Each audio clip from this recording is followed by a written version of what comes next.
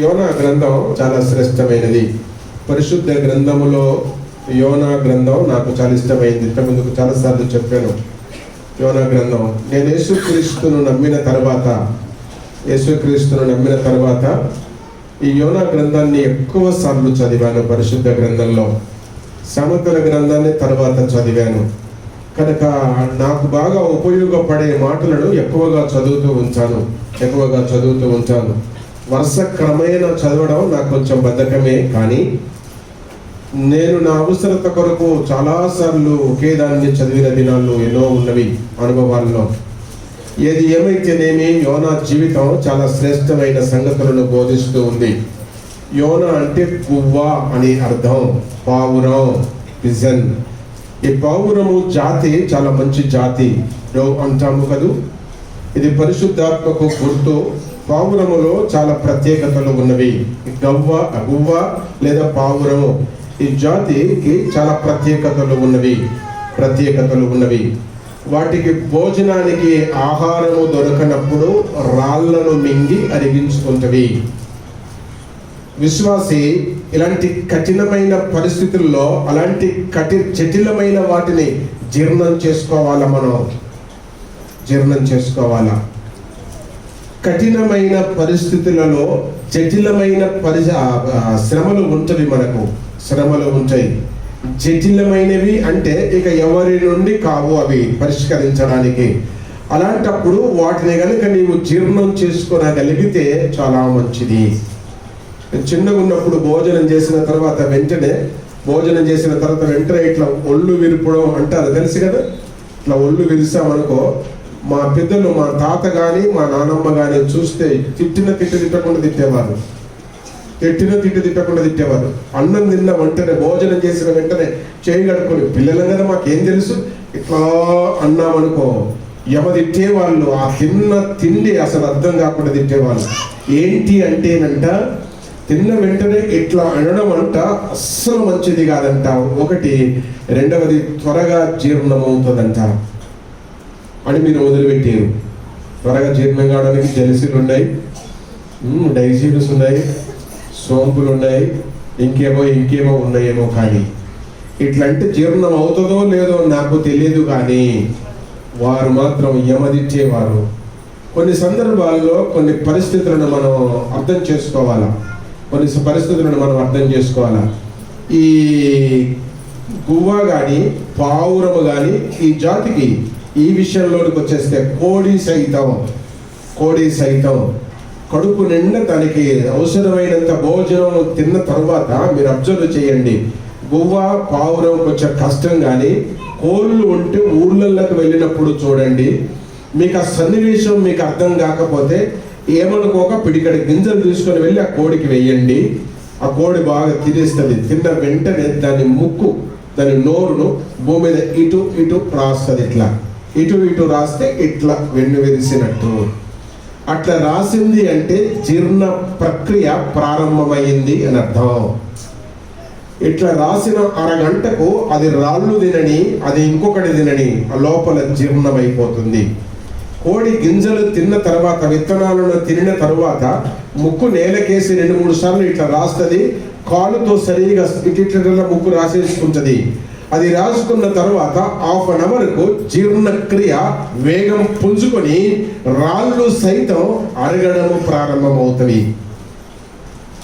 నేను చిన్నగా ఉన్నప్పుడు మా ప్రక్క ఇంట్లో ఒక సన్నివేశం జరిగింది. అప్పుడు అందరికి ఇళ్లల్లో స్నానాల గదులు ఉండేవి కాదు. వారు బయట పెరట్లో, ఏమంటారో మీరు, ఆ కాంపౌండ్లో ఉండేటివి. ఒక ఆవిడ ఆ స్నానం చేయడానికి ఇంటిలోన ఆమె శరీరానికి ఉన్న ఆభరణాలన్నీ, ముక్కులవి, చెవులవి, మెడలో ఉన్నవన్నీ తీసి అక్కడ పెట్టేసింది. వెళ్ళి స్నానం చేసి వచ్చేలోపు అక్కడికి కోడి వచ్చేసి ఈ ముక్కు పుడక మెరుస్తూ ఉంది కనుక అది పొడిసేసి మింగేసింది. అయ్యో నా ముక్కు పుడక మింగింది కోడి అని మరుస్తా ఉంది. వీళ్ళు వచ్చేసారు. ఏ కోడి ఎటుబా చూడండి అంటూ ఉన్నారు. అది అటు అల్లంత దూరాన వెళ్ళి ముక్కు రాస్తూ ఉంది. అయ్యో ముక్కు రాస్తుంది అన్న వెంటనే కర్ర తీసుకొని కొట్టేసి దాన్ని చంపి గొంతు కోసేశారు. ఇంకో అర్ధగంట వదిలేస్తే, అరగంట వదిలేస్తే బంగారం అరిగిపోతుంది. మరి కోడేముంది పట్టు, ఆ దినాల్లో పట్టుమంటే 10, 15, 20 రూపాయలకు వచ్చేది కోడి. కోడిని చంపేశారు, బంగారాన్ని కోసి బంగారాన్ని బయటికి తీసేశారు. నేను ఈ పూట గుర్తు చేసేది ఏమనగా, గువ్వ పావురము ఉన్న లక్షణం ఏంటంటే ఎలాంటి జటిలమైన సమస్యనైనా అవలీలగా జీర్ణం చేసుకొనగలదు. యోనాకెందుకు పెట్టారో ఆ పేరు నాకు తెలియదు, కానీ యోనా పరిస్థితి కూడా అంతే. ఎన్నో జటిలమైన సమస్యలు తన జీవితంలోనికి వచ్చేసినవి. ఆయన దాన్ని చూచి ప్రార్థన చేశాడు, ప్రభువుకు అప్పగించాడు. సమస్యలన్నిటిని జీర్ణం చేసుకుని, ఆవలింపు చేసి జీర్ణం చేసుకున్నాడు. వాటన్నిటినీ బహిర్భూమికి పంపించేసేసాడు. ఆయన మాత్రం ధైర్యంగా నిలబడగలిగాడు. That is the Jonah. ఆమేన్. ఆయనే యోనా. మన కుటుంబ జీవితంలో, విశ్వాస జీవితంలో ఎన్నో సమస్యలు ఉన్నవి. మనకు భర్త పెద్ద సమస్య, భార్య పెద్ద సమస్య, పిల్లలు పెద్ద సమస్య, ఆర్థిక పరిస్థితి పెద్ద సమస్య, మన రోగం ఒక సమస్య, మన అప్పులు ఒక సమస్య. అవి ఎవరికి చెప్పుకోలేము. కొన్నిసార్లు చెప్పితే అందరూ అయ్యో పాపం అంటారు, బయటికి వెళ్ళేదని మరీ ఎలాబొరేట్ చేస్తారు, ఎక్కువ చేస్తారు. అలాంటి సమస్యలు ఎన్నో మన జీవితాన్ని పట్టి పీడిస్తూ ఉన్నప్పుడు యోనా వలె మనం వాటిని జీర్ణం చేసుకునడానికి ప్రయత్నం చేయగలిగితే దేవుడు మన జీవితంలో గొప్ప శాంతిని ప్రసాదించగలడు. ఆమేన్. మన జీవితంలోనికి చూచిన, మన జీవితం వెనుకకు చూచిన, మన జీవితంలోనికి వచ్చిన సమస్యలు చూచిన ఎవరికి రాత్రి సుఖముగా నిద్రపట్టదు. అవునా? అవునయ్యా అన్న వాళ్ళు చేతులు పైకెత్తి వందనాలు చెప్పండి. Praise the Lord. చాలా చేతులు ఎత్తలేదు. దేవునికి స్తోత్రం. అంటే మీకు సమస్య లేదు. రేపు సమస్య ఉందని ఫోన్ చేశావో చూడు, ఇక నీ పని చేస్తా. సమస్యలు ఉన్నవారు మాత్రం కొందరు చేతులు పైకెత్తారు, మీకు వందనాలు. ఏది ఏమైతేనేమి యోనా వలె సమస్యలను మనం జీర్ణం చేసుకోగలిగితే ఈ పూట దేవుని యొక్క వాక్యం మనకి అన్న సంగతిని ఈ ఉదయం జ్ఞాపకం చేస్తా ఉన్నాను. కనుక యోనా వైపు మనం చూద్దాం. యోనా, ఈ యోనా విశ్వాసి, ప్రార్థనా పరుడు, భక్తి పరుడు. భూమికి ఆకాశానికి ఎవరైతే సృష్టికర్తనో ఆ దేవుని యందు ఆయన విశ్వాసం కలిగిన వాడు. ఆయన అన్ని విషయాల్లో కూడా చాలా పటిష్టత కలిగిన వాడు. కొంచెం జీలు కలిగిన భక్తిపరుడు, అన్నీ బాగానే ఉన్నవి. ఒక్క విషయంలో తప్ప గురిగింజ అంత బాగానే ఉంటుంది, కానీ చిన్న డాట్ కింద ఉంటుంది అన్నట్టు. ఎంత మంచోనికైనా ఇంతంత ఎర్రి ఉంటుంది అన్నట్టు ఈ యోనా అన్ని విషయాల్లో 99 పర్వాలేదు, 1% ఆయన కొంచెం బలహీనంగా కనబడుతూ ఉన్నాడు. అది అట్లని దేవుడు ఆయనను వదలలే. చాలాసార్లు మనం ఎస్కేప్ కావడానికి చూస్తాం, తప్పించుకోవడానికి చూస్తాం, జారిపోవడానికి చూస్తాం. దేవుడు నీతోనే చేయించాలి అన్నప్పుడు నీవు ఎక్కడికి వెళ్ళినా ఆయన వదలడు, నిన్ను నీతోనే చేయిస్తాడు. దేవుని యొక్క వాక్యం సెలవిస్తా ఉంది. ఒక ఆవిడ కొత్తగా పెళ్ళయిందంట. అత్త 1 రోజు 2 రోజులు చూస్తుంది, వారం రోజులు ఇంకా ఆ పిల్ల పోయి ముట్టయ్యే అందంట. అప్పుడు పిల్ల అని ప్రేమతో అనేవాళ్ళు. అప్పుడప్పుడు మా క్యూటిని పిల్ల అంటే ఏంటి డాడీ పిల్ల అంటావు అంతని. ఇప్పుడు దానికి ఎంత రేషమో. పిల్ల అంటే ఏంటండి పిల్ల అంటే పిల్ల అంటే ప్రేమతో బిడ్డ అని అంటారు. అవునా, సరేలే అనలే అన్నట్టు అనిపిస్తూ ఉంటుంది. ఆ కొత్తగా పెళ్ళైన కోడలకు అత్త పిలిచిందంట. పిల్ల పోయంటే నాకు ఆంటీ రాదా అత్త అందంట. అవునా, అయితే చూపిస్తారా నాకు నేర్చుకోవడానికి కూడా ఓపిక లేదందంట. వసి అట్టనే వంట వండాలంటే పోయి, మనకేం గ్యాసులు లేవు, స్టవ్లు లేవు, ఊరు కదా, పోయి అంటే వండవలసిందే తల్లి. ఇప్పుడు నేనున్నాను, చేతనై వండుతూ ఉన్నా, నేర్పిస్తారా అంటే నేను నేర్చుకొని పో అందంట. ఇక అలాంటి దాన్ని నువ్వు నాకెందుకే, నువ్వే పో అని తల్లిని పిలిపించి అప్పగించిందంట. మరి అట్టెట్ట బిడ్డ నేర్చుకోవాలి అని తల్లి చెప్పింది, వినలే. తండ్రి చెప్పాడు, వినలే. తోబుట్టువులు చెప్పారు, వినలే. నేను ఉండపో అన్నదంట. వండపో, నేను ఇక్కడ ఉండపో. ఉండదంట ఆవిడ, ఉండదంట ఇక్కడ. ఇంటికి తీసుకొని పోయింది తల్లిగారింటికి. అటు ఇటు చూసి 6 నెలలకు మళ్ళీ సంబంధం వస్తే చెప్పండి పెళ్లి చేసిందంట. మళ్ళీ ఆ ఇంటికి పోయింది. అక్కడ ఏంటి మళ్ళా చెప్పు, జడికంటి విమలమ్మ గారు చెప్పు, అక్కడ పోయి ముట్టి ఇయ్యాల. ఆవిడ అందంట ఓ బిడ్డ పోయి ముట్టి ఇవే అందంట. నాకు పోయి ముట్టే రాదు, నా కళ్ళు మండుతాయి, పొగొస్తే నాకేంటో తెలియదు, కట్టెలు ఇటు పెట్టాలా అటు పెట్టాలా నాకు తెలియదు అందంట. నేను నేర్పిస్తారా? అబ్బే నేను ముయ్యాన్ని ముట్ట అసలు సేవలో చెయ్య పని అందంట. నువ్వు ఎక్కడికి పోయినది నీకు తప్పదు. యోనా జీవితంలో తప్పించుకోవడానికి చూచాడు, కానీ యోనాతో దేవుడు చేయించాలన్న పని మాత్రం ఆయన ఊరుకోలే చేసేంత వరకు. ఈ పూట నేను జ్ఞాపకం చేసేది ఏమనగా, తప్పించుకోవడానికి, ఎస్కేప్ కావడానికి, జారిపోవడానికి, ముఖం చాటేయడానికి, అంజాలు కొట్టడానికి ప్రయత్నం చేయకు. ఒళ్ళొంచి, నడుమొంచి, తల వంచి, చేతులు కాళ్ళు వంచి చేయడానికి ప్రయత్నం చేస్తే దేవుడు దానికి సహకరిస్తాడు. ఆమేన్. ఎస్కేప్ అయితే ఎక్కువైతుంది, ఇంకా ఎస్కేప్ అయితే ఎక్కువ అవుతుంది. ఒక ఆయనకు ఒక గాడిద ఉందంట, ఉప్పు వ్యాపారం చేస్తూ ఉండంట. ఈ ఉప్పుని ఈ ఊరు నుండి ఆ ఊరికి వెళ్ళడానికి ఒక నది కాలువ దాటి వెళ్ళాలా. రోజు ఇక్కడ నుండి అక్కడికి వెళుతున్నాడు, ఈ కాలువ దాటి గట్టు మీద నుండి దాటి వెళుతున్నాడు, ఉప్పు అమ్ముకొని వస్తున్నాడు. ఒక 6 నెలలు మోసిన తర్వాత ఈ గాడిదకు కొంచెం విసుకొచ్చేసింది. విసుకొచ్చి బరువుగా మోసి విరక్తి వచ్చేసి ఈ బరువు ఎస్కేప్ కావాలా, తప్పించుకోవాలా, ఎట్లా తప్పించుకోవాలని ఆలోచన చేసింది. నేను మోసేది ఉప్పు కాదు అనుకుని ఈ కట్ట మీదికి, దాన్ని ఏమన్నారు, ఈ నీటి ఒడ్డు మీదికయ్యి, ఈ కాలువ నది ఒడ్డు మీదికయ్యి లేదా బ్రిడ్జ్ మీదికయ్యి నడుస్తూ కాలు జారినట్టు యాక్షన్ చేసి నీటిలో పడ్డది, ఉప్పు సంచితో సహా. అట్లా పడి కొంచెం ఇటు అటు నీళ్ళలో మసులుతూ ఉంటే ఉప్పు ఏమైంది? అంతా కరిగిపోయింది. 10 నిమిషాల తర్వాత దరికి ఆయన కొడతా ఉంటే యజమాని దరికి వచ్చేసింది, ఉప్పంతా పోయింది, హాయి ఉంది. అమ్మో, ఈ టెక్నిక్ చాలా బాగుంది అనుకుంది. ఆ రోజు 2 కొట్టాడు, ఇంటికి తీసుకొని పోయాడు, గడ్డి పెట్టాడు, ఎంత పని అయిపోయి ఈ రోజు అనుకున్నాడు, బాగానే ఉంది. మరుసటి రోజు మళ్ళీ ఉప్పు బస్త పెట్టుకొని మళ్ళీ పోతుంటే ఆడిన కాలు అడగ మానదంట. ఇది బాగుంది ఎస్కేప్ కావడానికి, కానీ మళ్ళా జారినట్టు మళ్ళా పడింది. ఒకరోజు చూశాడు, 2 రోజులు చూశాడు, 3 రోజులు చూశాడు. ఓహో దీనికి ఇంత ఉందని ఈ పొంత వగల కొట్టాడు, నరిసింది, అయినా గుణం మారట్లే. తీసుకుని వెళ్ళాడు, అంగట్లో పెట్టేసి అమ్మేశాడంట దాన్ని. ఇది మంచి కష్టజీవి, నేను 2-3 సంవత్సరాల నుంచి ఉప్పు వ్యాపారం చేస్తున్నా, ఉప్పు బాగా మోస్తుంది ఇది అని చెప్పాడు. ఆయన ఒక వ్యక్తి వచ్చేసాడు, దాన్ని కొనుక్కొని పోయాడు. ఆయన ఎవరు అంటే బట్టలను మోసుకొని వెళ్ళి అమ్మేవాడు లేదా ఉతికేవాడు, ఎవరైనా రండి, బట్టల వ్యాపారి. ఆయన కొన్నాడు. ఇప్పుడు అన్ని బండ్లు వచ్చినాయి, ట్రాలీస్ వచ్చినాయి, ఆటోలు వచ్చేసినాయి, అప్పుడు ఏమీ లేవు.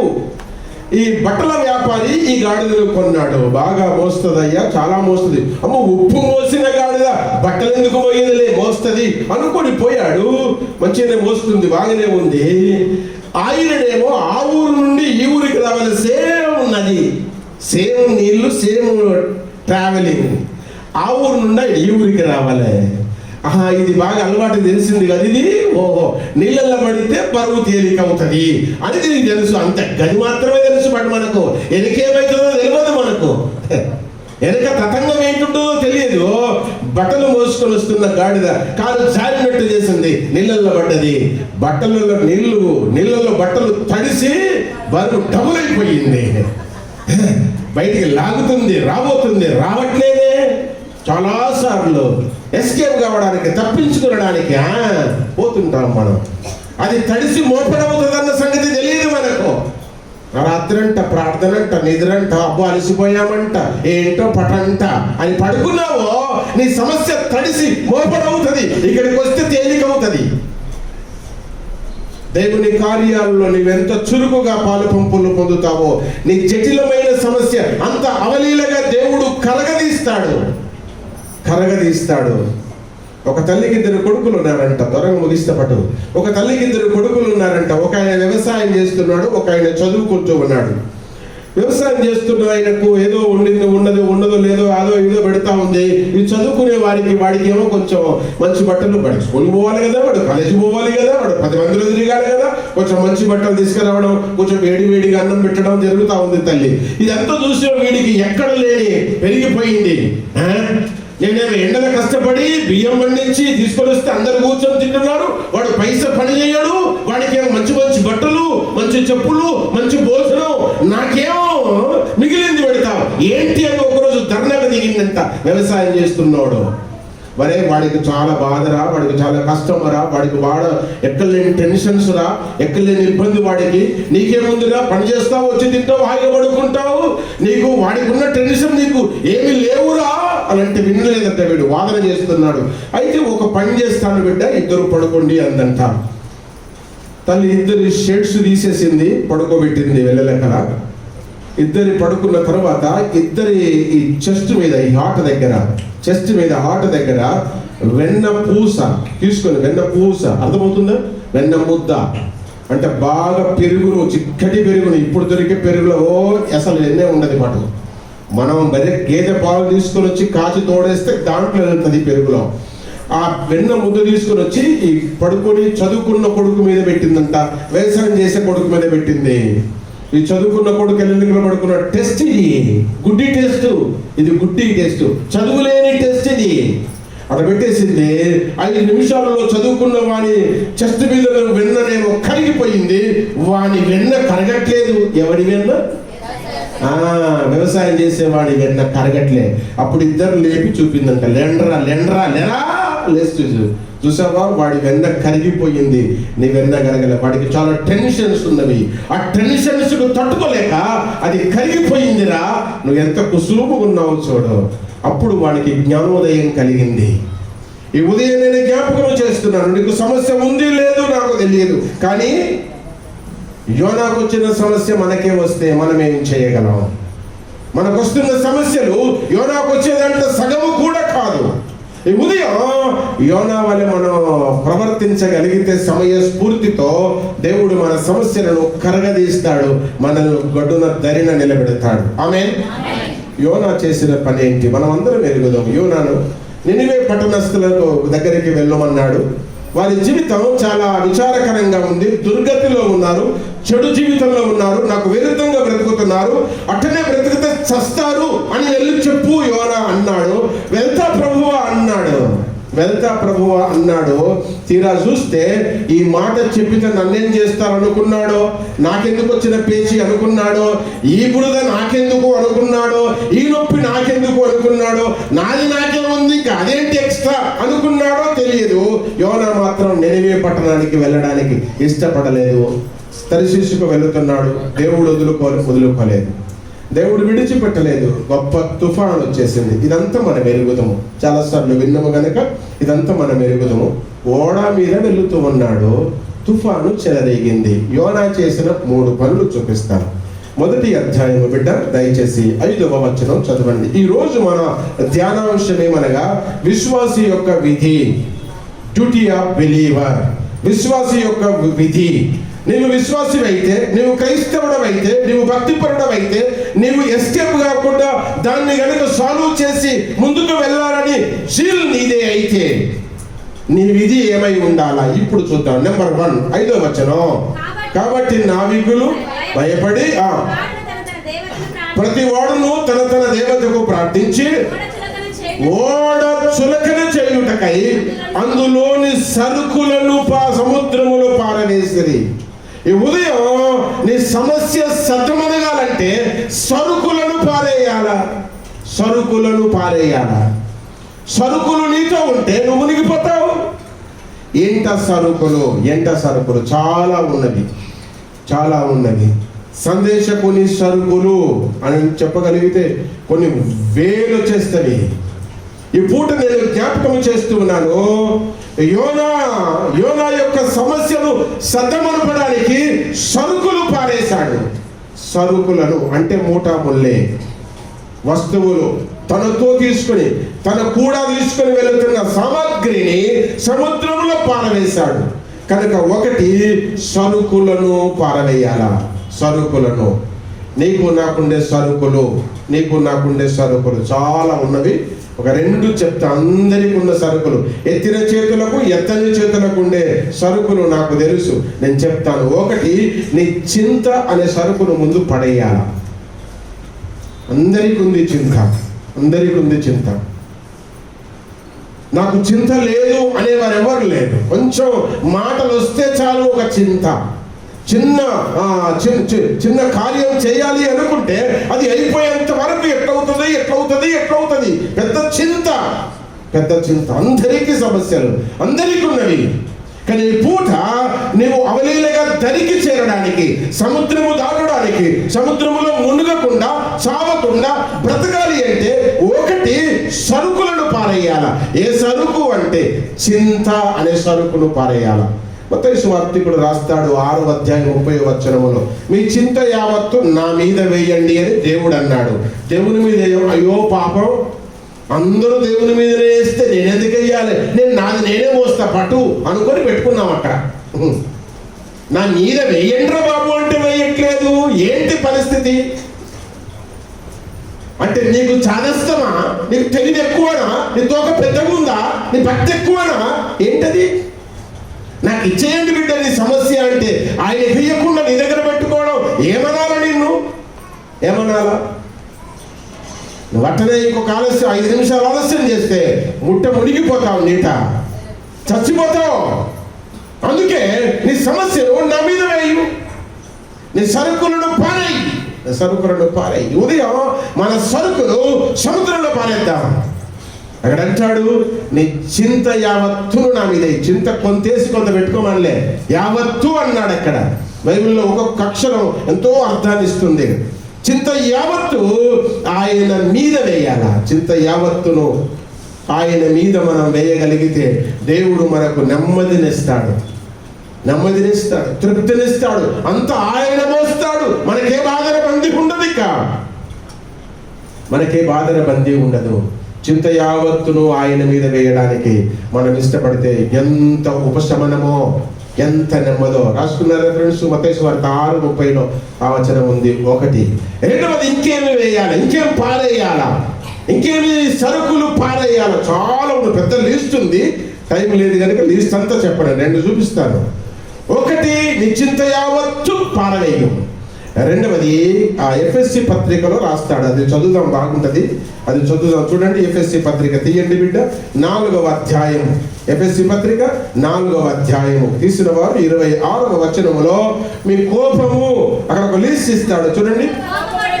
కోపపరుడు గాని పాపము చేయకుడి, సూర్యుడు అస్తమించు వరకు మీ కోపము నిలిచి ఉండకూడదు. కనుక కోపపడాలా, పాపము చేయకూడదు. కోపము, ఆగ్రహము, ఉగ్రత ఏమంటారు, అది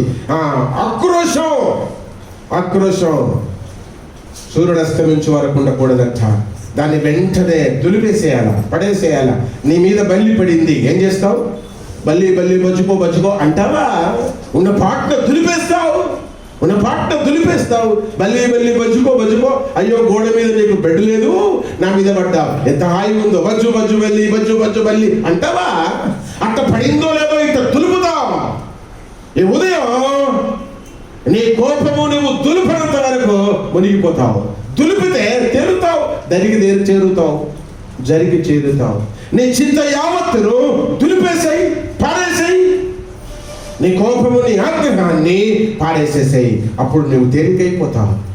ప్రతి కుటుంబంలో ఈ పని చేయట్లే. అయ్య చేస్తే అవ చేయడు, అవ చేస్తే అయ్యే చేయదు. అయ్యా అవ్వ అంటే మన అవ్వయ్య కాదు, మనమే. భార్య అంటే అర్థం, అవ్వ అంటే భర్త అని అయ్యా అర్థం. అందుకే వాక్యం సెలవిస్తూ ఉంది. ఇంకొక పని చేస్తాం మనం, అంత వీడు వాడు అయ్యే అంటాం చాలాసార్లు.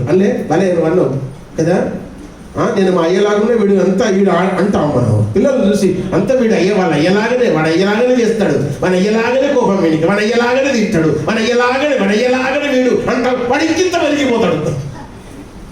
అంటే మనమే ఇండైరెక్ట్గా వాడిని ఇంక ఎక్కిస్తున్నాం. ఏమయ్యా అసలు అయ్యనే మారేది, ఆయన పోలికలు లేవు మనకు. ఆ ఇమిటేషన్ రాదు.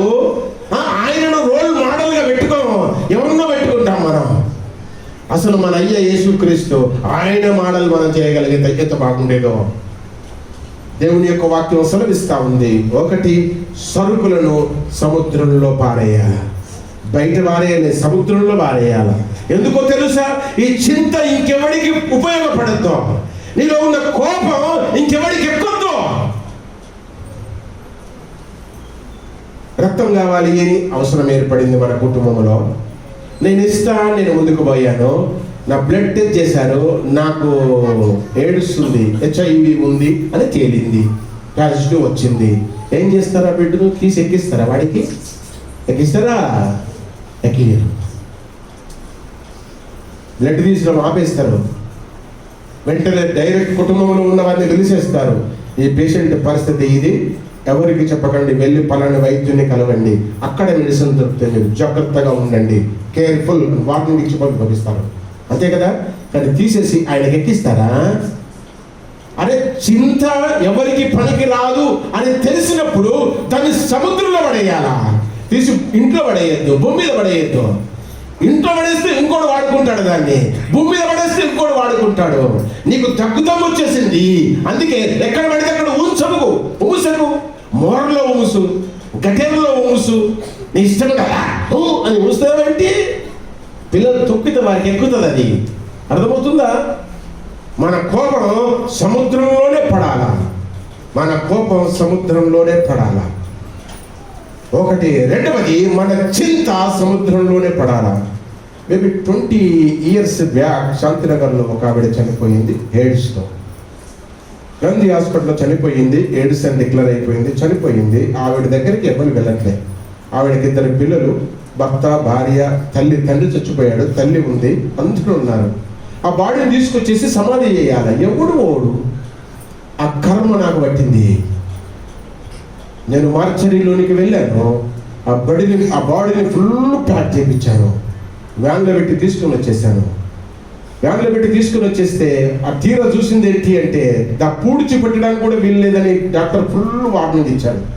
మీరు ఎక్కడ పూడ్చి పెట్టడానికి కూడా వీల్లేదు, నువ్వు పాస్టర్ అంటున్నావు, నీ మీద కేసు బుక్ చేస్తా, జాగ్రత్త, నువ్వు దహనము చేయగలిగితే తీసుకుని వెళ్ళు, లేదంటే మేము ఇక్కడ ఎలక్ట్రిసిటీ దహనం చేసి కాల్ చేస్తాం అన్నారు.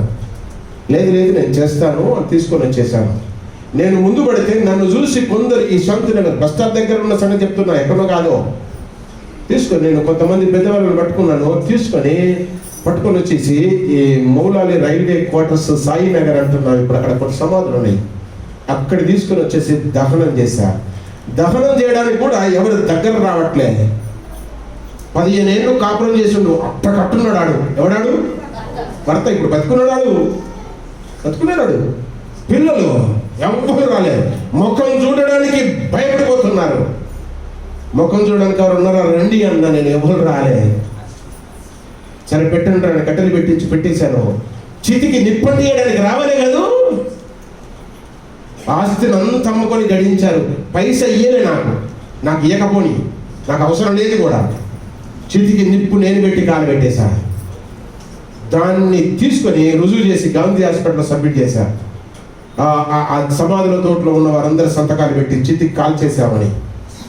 నిప్పు అంటియడం లేదో, అట్లా అంటిస్తున్నానో లేదో, అందరూ పరారైన వాళ్ళందరూ చచ్చారు, కాల్చిన నేను ఇప్పటికీ బతికే ఉన్నా. ఆమె సగం చితి కాలేదాకా అక్కడే ఉన్నా నేను. షేర్ అంటే సలషేర్ అంట నేను. అందరూ ఉరికారు, కట్టుకున్నోడు ఉరికాడు, పుట్టినోళ్ళు ఉరికారు, ఉన్నోళ్ళు, పాలళ్ళు, అందరూ అమ్మో కాలుతుంటే కూడా క్రిములు వస్తాయంట. పోయి ఉరకండి. ఇంకో సంగతి తెలుసా? ఇది చెప్తే ఇంకా పడే నమ్ముతారు మీరు. కాల్చి వచ్చేసి జస్ట్ చేయి కడుక్కొని, సబ్బు పెట్టి చేయి కడుక్కొని అన్నది వెళ్ళిపోయా. స్నానం కూడా చేయలే, ఇప్పటిదాకా బతికే ఉన్నా. కొందరు సమాధుల దగ్గరికి పోతే స్నానం మీద స్నానం చేస్తారు. జస్ట్ చచ్చిపోయిందని వాళ్ళ ఇంట్లోకి ఇట్లా చూసేస్తుంది, వాళ్ళ ఇంటికి వచ్చినాక వేడి నిలదొని చేస్తారు. పొద్దున చేయలేదా? చేస్తావు. మళ్ళీ ఏం పుట్టింది? మళ్ళీ చేస్తావు. నేను అట్ట ఎన్నో చేశా. టైం లేక చేయకూడదు. శుభ్రంగా ఉండడం మంచిది. అన్నం తినాలి, చేయి సబ్బెట్టి కడుక్కున్నా, అన్నం తినేసిన, వెళ్ళిపోయా. మీటింగ్ నడిపించి వచ్చా. సమాధి చేసి పెళ్లిళ్ళు చేసిన దినాలున్నవి, సమాధి చేసి బర్త్డేలు చేసిన దినాలున్నవి. అందరూ బతికే ఉన్నారు. సమాధి చేసేసి కాళ్ళు కడుక్కొని జస్ట్ పౌడర్ అనుకొని, పౌడర్ వేసుకొని, మొహం కడుకొని, పౌడర్ వేసుకొని, టై కట్టుకొని పోయి పెళ్లి చేశాను. వాళ్ళకి ఫస్ట్ అటాక్లో 2 అండాల పిల్లలు పుట్టారు, ట్విన్స్ పుట్టారు. వాళ్ళు బతికే ఉన్నారు, నేను బతికే ఉన్నా. దేవుడి మీద మీరు ఆనుకుంటే దేవుడు కార్యం చేస్తాడు. నీ చింత యావత్తు సముద్రంలో పడేసాయి, నీ కోపము సముద్రంలో పడేసాయి. ఇంట్లో పడేయద్దు, భూమి మీద పడేయద్దు, ఇంకొకరికి ఉపయోగం కావద్దు. అది మనకు పనికిరానిది, ఎవరికి పనికి రావద్దు. అంతే కదా. ఒకటి టైం ఎక్కువైపోతుంది. తర్వాత రెండవది చూద్దాం. చూడండి దయచేసి 8వ వచనం బిడ్డ, యోనా గ్రంథంలోనికి రండి. 8వ వచనం. కాబట్టి వారు అతనిని చూచి, ఎవరిని బట్టి ఈ కీడు మాకు సంభవించినదో, నీ వ్యాపారం ఏమిటో, నీవు ఎక్కడి నుండి వచ్చిందివో, నీ దేశం ఏమిటో, నీ జనం ఏమిటో, ఆ సంగతిని అంతా మాకు తెలియజెప్పో. ఒకటి విశ్వాసి యొక్క విధి అంటున్నాం. ఏమి అనగా, ఒకటి సరుకులను పారవేయాల, రెండవది సంగతిని ఆరాధియాల. ఆరాధియడం అంటే అమ్మా బాగా తెలుసుకోవడం. ఆరాధియడం అంటే క్షుణ్ణంగా, విపులంగా, క్షుణ్ణంగా, విపులంగా, కులంకుశంగా తెలుసుకోవాలా. ఏం తెలుసుకోకుండా జరగదు. ఒకప్పుడు పెళ్లి ఎంత పటాపట చేసే వాళ్ళ అబ్బాయి, ఇప్పుడు అన్ని దొంగ పెళ్లిళ్ళే జరుగుతున్నాయి. అందుకే నమ్మడానికి వీల్లేదు. కూలంకుషంగా తెలుసుకున్న తర్వాతనే పెళ్లిళ్ళకి వెళ్తున్నారు. వీడు 4 రోజులు అమెరికాలో ఉండొస్తాడు, అక్కడ ఆల్రెడీ ఒకదాన్ని సెట్ చేసి వస్తాడు. ఇండియాకి వచ్చేసి అబ్బో అని పెళ్లి చేసుకుంటాడు. తోక పొడుగుతున్నది, అమెరికాకి వచ్చా కదా అని. ఈ పెళ్లి చేసుకొని ఇవాడు ఇక్కడ పెట్టి, నేను అక్కడ పోయి పాస్పోర్ట్ పంపిస్తా అంటాడు. అక్కడ పోయి దాంతో కాపురం పెడతాడు. అక్కడ నుంచి ఉత్తరం రాదు, ఫోన్ రాదు, ఏది రాదు. తీరా ఆలోచిస్తే ఆల్రెడీ అక్కడ పెళ్ళి అయిపోయింది, అక్కడ ఒక బిడ్డనంట. అది మనోని తతంగం. ఇక్కడ ఏంటి తుఫాను చెలరేగడానికి, ఓడ మునిగిపోవడానికి, చీటి ఈయన మీదికి రావడానికి, ఏంటి నీ కథ, నీ సంగతి ఏంటి అని పూర్తిగా ఆరాధించారు యోనాను గురించి ఆ సముద్రం, ఆ ప్రయాణంలో ఉన్నవారు, ఓడలో ఉన్నవారు. కనుక ఈ పూట నేను చెప్పేది ఏమనగా, ఎదురైన వాళ్ళల్లా దేవుని వాక్యం, ఎదురైందల్లా వాక్యం కాదు, ఎదురైన వారందరూ పాస్టర్లే కాదు, దీంట్లో కూడా ఉన్నారు పట్టు. అందుకే ఆరాధించాలా, క్లియర్గా తెలుసుకోవాలా, క్షుణ్ణంగా తెలుసుకోవాలా. మెరిసేదంత బంగారం కాదు, మెరిసేదంత బంగారం కాదు. బెరయ సంఘం అని బైబిల్లో ఉంది.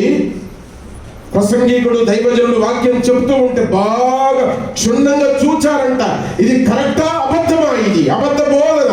హైదరాబాద్లో 100 మంది అబద్ధ బోధకులు ఉన్నారు. దాంట్లో మీకు 10-15 మంది తెలుసు మీ అందరికి. ఓపెన్గా చెప్ప పేరు. నీకు అంత ఆశ ఉంటే ఇండివిజువల్గా రా చెప్తానండి పేరు. మీకు తెలుసు వాళ్ళు. వాళ్ళంటే చప్పట్లు కొట్టావు చాలాసార్లు, నువ్వు తెలుసుకొని చప్పట్లు కొట్టావు. ఎవరు వాళ్ళు తెలుసా? దొంగ బోధకులు. అందుకే సంగతిని బాగా ఆరాధించాలా. ఆరాధించకపోతే జీవితం మునిగిపోతుంది, నీ పడవ మునిగిపోతుంది, నీ కుటుంబం మునిగిపోతుంది. కనుక యోనా జీవితంలో మనం నేర్చుకునే సత్యం ఏమనగా సంగతిని బాగా ఆరాధిస్తారు. రెండవది. మూడవది చెప్పేసి ముగించేస్తాను బిడ్డ. మళ్ళీ యోనా గ్రంథంలోనికి రండి దయచేసి. యోనా గ్రంథం 3వ అధ్యాయము నాన్న, 3వ అధ్యాయం 4వ వచనం బిడ్డ. యోనా ఆ పట్టణములో ఒక దిన ప్రయాణమంత దూరము సంచరించుచు, ఒక దినమంతా నడిచాడంట. చూడు, 1,20,000 మంది ప్రజలతో ఉన్న ఒక పట్టణం. వారి పట్ల దేవుని కన్సర్న్ ఉంది. ఇంతమంది జనం చావకూడదు. మీరు బ్రతకాలి అంటే మీరు పశ్చాత్తాపపడాలి, ప్రార్థన చేయాలి, దేవుని వైపు తిరగాలి, మీ జీవితం సరిదిద్దుకోవాలి. దుర్గతి మీద ఉంది. ఈ సంగతి చెప్పడానికి వెళ్ళు బిడ్డ యోనా అంటే వెళ్తా అంటాడు, వెళ్ళడు. ఇదంతా జరిగింది. ఆఖరికి వెళ్ళాడు. వెళ్ళి ఈ న్యూస్ అక్కడ పాస్ చేశాడంతే. మూడవది మనం చేయవలసినది ఏమనగా సమాచారమును చేరవేయాల. ఒకటి సరుకులను పారవేయాల, రెండవది సంగతిని ఆరాధించాల, మూడవది సమాచారాన్ని చేరవేయాల. తెలుసా అక్క, నీకు తెలుసా అంటాం. ఈ దినాల్లో ఫోన్లో బ్యాలెన్స్ లేకపోతే కూడా బ్యాలెన్స్ వేసుకొని నిష్కాలిస్తున్నాం పని కట్టుకొని. ఆడ బట్టలు ఉతక రాదు, అది ఉతకం చేత కాదు. నీ ఆయన వచ్చే వాళ్ళకి ఇళ్ళంతా దులుప రాదు, అది చేత కాదు. కానీ మీకు తెలుసా అక్క, మీకు తెలుసా పలానాగంట పని కట్టుకొని నోరు తెలిసి అట్ట పెట్టుకో ఉరుకుదాం. వాక్యం సెలవిస్తా ఉంది. మంచి సమాచారాన్ని చేరవేయాల. ఈ డ్యూటీ అందరం చేస్తే ఇది ఇట్లుండదు. ఇట్లుండదు. మంచి సమాచారం మనోళ్ళకే చెప్పట్లేదు, పట్టు మన సొంతలకే చెప్పట్లే. ఇంకా బయట దాకా ఏంటంట, ఇక్కడ యోనా జీవితంలో వెళితే మొత్తం మీద దేవుడు ఒక లెసన్ ఇచ్చిన తర్వాత పడి లేచాడు. మొత్తం మీద 3 దినముల తర్వాత తేలుకున్నాడు. వెళ్ళాడు డైరెక్ట్గా నినివే పట్టణస్థులకు చెప్పాడు, ఓయ్ మీ మీద దుర్గతి ఉంది, మీరందరూ చనిపోతారు. మీరు పశ్చాత్తాపడి ప్రార్థన చేస్తే తప్ప అందరూ చస్తారు అన్నాడు. ఆ మాట విన్న వీరందరూ బూడిదలో కూర్చున్నారు, గోనె బట్ట కట్టుకున్నారు, బోర్ను ఏడుస్తున్నారు దేవుని దగ్గర. దేవుడు తిరిగి దర్శనం ఇచ్చాడు. బ్రతకండి బిడ్డ అన్నాడు. సస్తారా అని చెప్పిన దేవుడే బ్రతకండి నైనా అని చెప్పాడు. ఈ ఉదయం ఏంటో తెలుసా? యోనా చేరవేసిన సమాచారమును బట్టి 1,25,000 మంది బ్రతికారు. ఒక్కరినైనా బ్రతికించడానికి సమాచారాన్ని చేరవేస్తున్నావా? వాళ్ళ ఇల్లు గొల్లు చేస్తున్నావా? నువ్వు చెప్పే ఒక చిన్న సాక్ష్యమును బట్టి వారి బ్రతకంతా బొగ్గయింది. తెలుసా నీకు? అది తెలియదు. అన్ని మన అలవాట్లు వచ్చినాయి మన పిల్లలకు. నీ అలవాటే పనికి మాలింది, ఇంకా పిల్లలకు రానియక దాన్ని. అందుకే పూర్వపు దినాల్లో ఏదైనా పెద్దలు పిల్లల ముందు మాట్లాడే వాళ్ళు కాదు. ఇప్పుడు పోయే కాలం అందరు కూర్చొని మాట్లాడుతున్నారు. అందరు కూర్చొని ప్రార్థన చేయండి భయ అంటే ఆ పిల్లల ముందే తల్లి తండ్రి కొట్లాడతారు, 90 డిగ్రీల మీద కొట్లాడతారు. అప్పుడు వొకాబులరీ మారుతుంది, లాంగ్వేజ్ మారుతుంది. లాంగ్వేజ్ అదేంటి సంస్కృతం వస్తుంది, అవి మన పిల్లలు నేర్చుకుంటారు. అయిపోయి ఇక్కడ వద్దురోబాయి నా బోధ ఏడెక్కుతున్నది. నేను చేసేదేమో 40 నిమిషాల బోధాయే, నీ దగ్గర ఇదేదేమో వారం రోజుల బోధాయే. దాని పర్సెంటేజ్ ఎక్కువ ఉంది కదా. ఒకసారి టీచర్ పేరెంట్ మీటింగ్ అయింది. ఎల్కేజీలో ఫస్ట్ క్లాస్లో క్యూటీ ఉన్నప్పుడు మమ్మల్ని తెలిసింది. స్కూల్లో మీ బిడ్డ ఎన్ని అవర్స్ ఉంటుంది అని క్యాలిక్యులేటర్ చేశారు. టీచర్లు చాలా తెలివైన పట్టు ఇక్కడ కూడా ఉన్నారు. మా స్కూల్లో అంత కొడితే 5 గంటలు ఉంటారు మీ పిల్లలు, మిగిలిన 19 గంటలు మీ ఇంట్లో ఉంటారు. మీరు చొరవ తీసుకోవాలన్నా, నేను చొరవ తీసుకోవాలన్నా? ఏం మాట్లాడితే పటగేరు. నా విలువని కాపాడుకోవడానికి మాట్లాడు. వాళ్ళు చెంగ ఎగిరిస్తుంటే కానీ మా బాగోదు. మాట్లాడలేదు, ఏం మాట్లాడలేదు. అందుకే టీచర్స్ కంటే ఎక్కువ మనం పేరెంట్స్ కష్టపడుతున్నాం ఈ దినాల్లో. అంటే టీచర్స్ ఏం చెప్పట్లేదని నేను బ్లేమ్ చేయండి, చెప్తున్నారు వాళ్ళు. అని వాళ్ళు ఇచ్చిన క్యాలిక్యులేటర్ ఏంటంటే మా దగ్గర కంటే మీ దగ్గర ఎక్కువ ఉంటారంటే వాడు 7 గంటలు పడుకునే గవి లెక్క పెడతావా? ఇలా అంతే కదా, 7 గంటలు పడుకోరు కదా. 7 గంటలు పడుకుంటారు వాడు. 7 గంటలు తీసేయి మరి, అప్పుడు ఎవరి దగ్గర ఎక్కువ తెలుస్తుంది. అది తీసేయను. మేము నాటుతామబ్బా, మీరు నీళ్ళు పోయాలంటది. అరే పోస్తే నీళ్ళు పోయిపోతే నీళ్ళు పోయిందే బతుకుతుందా? పోసుకున్న నీళ్ళు అన్న ఇంకా మాట్లాడగలం కానీ బాగోదుగా. అందుకే నోరు కట్టుకునే కొంచెం.